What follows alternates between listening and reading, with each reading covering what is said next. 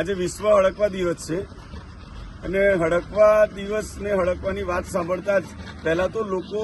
ડરના માર્યા, કારણ કે 14 ઇન્જેક્શન આપવા પડતા હતા અને એ પણ ડ્યુટીમાં. આ વાત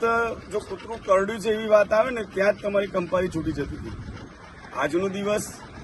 અને એમાં પ્રાણી અત્યાચાર નિવારણ સોસાયટી અરવલ્લી જિલ્લાના સહયોગથી આજે વિશ્વ હડકવા દિવસે જે પણ લોકો, કારણ કે કૂતરું એક એવું છે કે દરેકને પાળવું ગમે છે, દરેક માટે વફાદાર આ પ્રાણી છે, પણ કોઈ કારણસર એને પણ આ હડકવાનો રોગ લાગતો હોય છે ને એ માલિકને પણ કરડી શકતું હોય છે, ઘરના નાના સભ્યને પણ કરડી શકતો હોય છે. ત્યારે આ વિશ્વ હડકવા દિવસે રસીકરણ કરી